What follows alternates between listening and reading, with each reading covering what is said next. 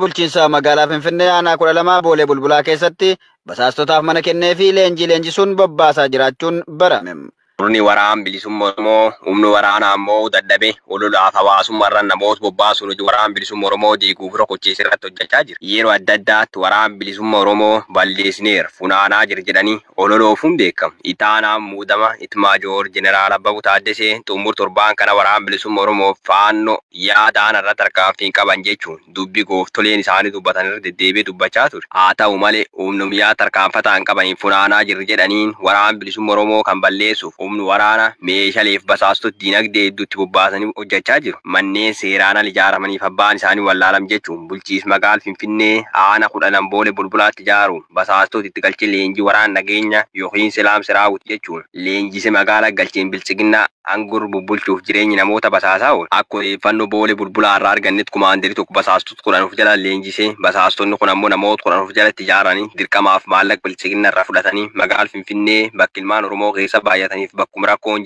jedhan cufar deemu odeessu guurrachuun qaama bilchiginaaf gabaasanii uummata nagaa eegsisuu saamsisuu ajjeesuu fi dhabamsiisuu irratti argamu. Guyyaa ayyaa warreen waraana nageenya yookiin silaamsa raawwatiin bobbaafamanii qaamolee nageenya bilchiginaa waliin qindaa'anii magaalaa Finfinnee bobbaafamu. Yeroo ammaa kana ammoo Oromiyaa aanaa dhaloota isaanii irratti dirqama fudhatanii bobbaafamanii kan jiran yoo ta'u qeerroo bilisummaa Oromoo fi waraana bilisummaa Oromoo maallaqa marxoo meeshaalee waraanaa arjoomu birgaanii basaasuuf bobbaafamanii jiraachuun barame. Basaastonni kunneen Finfinnee irraa maatii dubbisuuf dhuun jechuun garba akka dhaloota isaanii kan galan yeroo raayyaatti simpaariitti bira shakkiyyoo qabaman waraqaa eenyummaa waraana nageenya akka agarsiifatan odeessi keessoo isaaniif nooqa qabnee addeessa. Godina Wallagga Bahaa keessatti hidhaa fi dararaan uummata nagaa irratti murna piipiin gaggeeffamaa jiru jabaatee jiraachuun ifoomame. Kan Oromoo dararuun hojii idilee isaanii kan ta'e murnoonni piipii bilxiginnaa gochoota diinummaa isaanii uummata Oromoo irratti raawwachaa jiran jabeessanii jiru. Faashistoonni murna piipii ergama dabaa Kolonel Abiyyi Ahmed irraa fudhachuun goleewwan Oromiyaa cufa keessatti ilmaan Oromoo maqaalee garaa garaa moggaasuun hidhuu, ajjeesuu, saamuu, gudeeduu akkasumas manneen jiraattotaa ibiddaan barbadeessuun jiruu fi jireenya hawaasaa nagaa goolaa jiru. Akka kanaanis godina Baha Wallaggaa aanaa Gudayyaa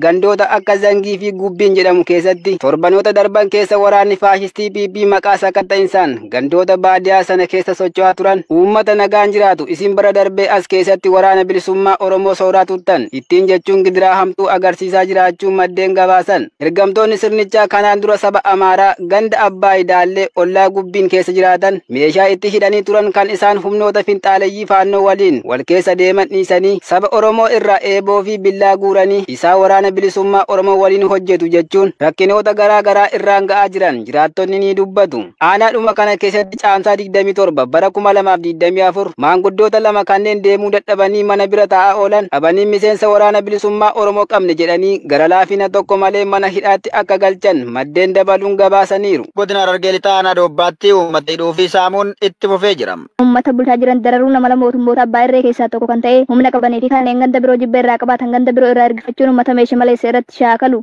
Jiraattonni aanaa Doobbaa ganda kaara garbuu bakka addaa isaa hamaan qaamolee waraana faashistii piipiin miidhamaa jiraachuu dubbatu. Doorsisa, reebicha, hidhaa fi dararaa hamaan karaa waraana faashistii piipiin irratti heddumachuu kan himan jiraattonni namoota maqaan isaanii Abiraam Shakrii fi Adam Shakrii jedhaman obboleessa keessattuu woboo bira jira jechuudhaan tokko isaa jalaa qabanii hidhan.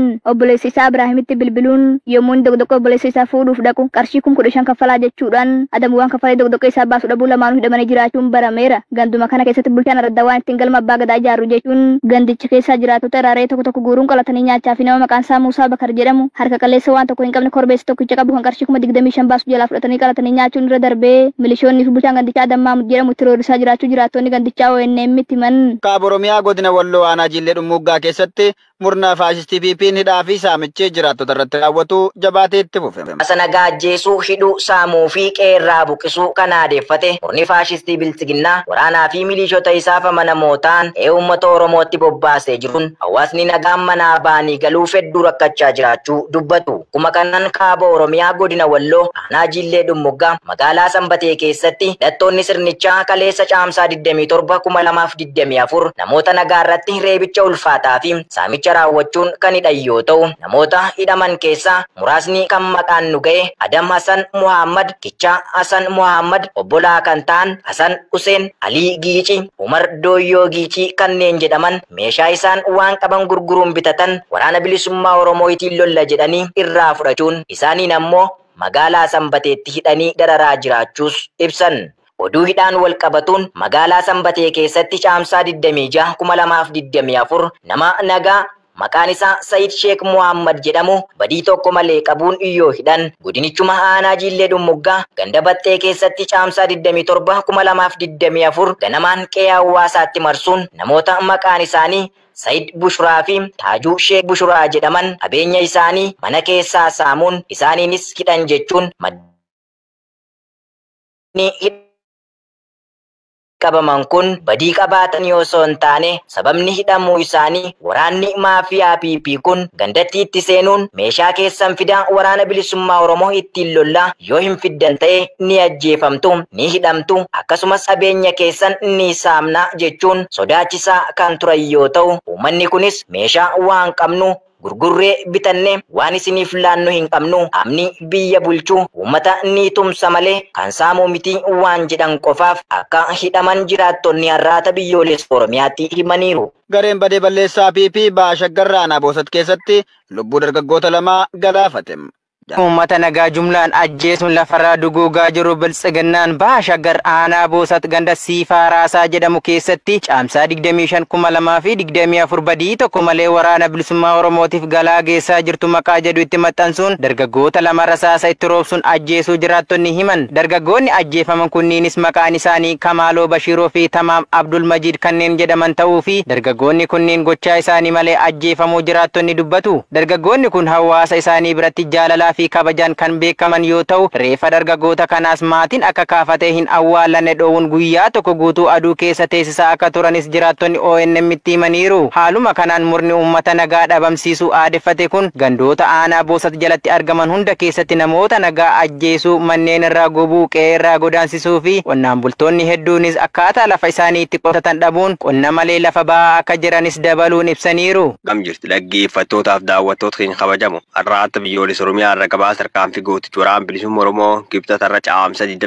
28/2024 maqaa duul bobbarbush niggaatiin Oromoo bakkeewwan hedduutti adeemsifamaa jiru. Isin dhaggeessin gabaasa tarkaanfii waliin Hanguyyoo Jaarsoo duulii qindaa'aa maqaa bobbarbush nigga jiruun jajjabeewoo Waraana Bilisummaa Oromoo iddoowwan hedduu tarkaanfii fudhachaa jiraachuu hooggantoonni Waraana Bilisummaa Oromoo beeksisan. Gootichi Waraana Bilisummaa Oromoo tarkaanfii laalessaa waraana faashistii PP duulu waraana maqaa bobbarbush nigga har'a caamsa 28/2024 labseen zoonii cuf keessatti raawwachiisaa jira. Haaluma kanaan ganam barii aanaalee shaggar adda addaa keessa rasaasa rahaay baaruu daammacheessu Bawwallaggaa aanaa Leeqa Dullachaa magaala Baandira Nuunnuqumbaa Billoo Boshee keessatti du'aaf madoona dabee jira. Godilli Wallaggaa aanaa Qondaala magaala Shunfaa keessatti ganam tarkaanfii jabaa waraana Biltsiginnaa irraa fudhatee jira. Godin Qeellam Wallaggaa aanaa Saayyoo mooraa waraana biyya Badgandeeshoo irraa tarkaanfii fudhachuu diin guggusee jira. Ganamuun barii irraa waraanni bilisummaa Oromoo soonii kibbaa godin Booranaa Namiyoo ganduu kallee keessa tarkaanfii laalessa fudhate. Tiksitootiin paari Itoophiyaa du'aaf madoona dabee jira. Doonuun kibbaa Guji lixaana suuroo barguddaaf galaan gandoota lama keessa yaasu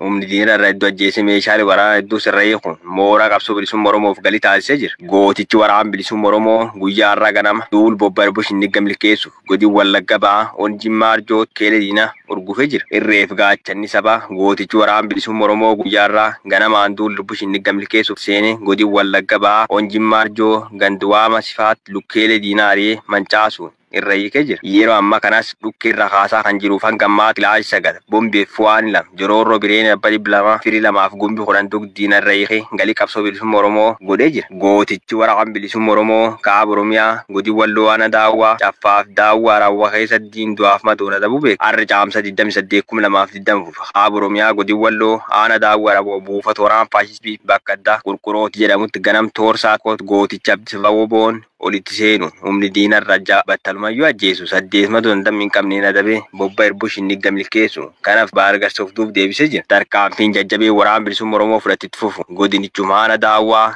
Caffaa keessatti caamsa 28/2024 ganam saasi namatti humni diina konkolaataan magaala Kamisee irra ba'aa jirtu bakka addaa Mulluqee Boorkannaa jedhamutti hatteetti dhuun konkolaataa loltoota jirtu waliin guutumaan guutuu barbadeesse. Lolli bilisummaa sabichaaf taasifamu cimeetti fufu. Dhaggeeffattootni oduutiin jalqabaanii Komishinii Mirga Namoota Itoophiyaa ajjeechaa fi haleela mootummaa fi hidhattoota raawwatamuu dabaluu ibse. Komishinichi haleela namoota nagaarraa raawwatamuu addaatti naannolee Oromiyaa fi Amaaraa keessatti baay'inaan itti fufee gaggeeffamuu ibsa baaseen hime hiika fiixa isaa kan qopheesse.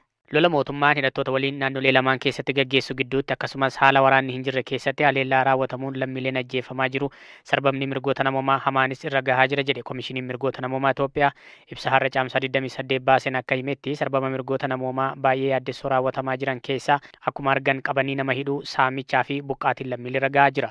Komishinichi gabaasa isaa har'aa kanaan ji'oota as dhiyoo keessa naannoo Oromiyaa keessatti sarbama raawwatan qoratee bu'aa isaa ifa godheera. Akka lakkoofsa Itoophiyaa muddee 15 bara 2016 haleellaa diroonii godina Horroo Guduruu Wallaggaa keessatti raawwatameen namoonni komishinichi maqaallee tarreesse 8 ajjeefamaniiru.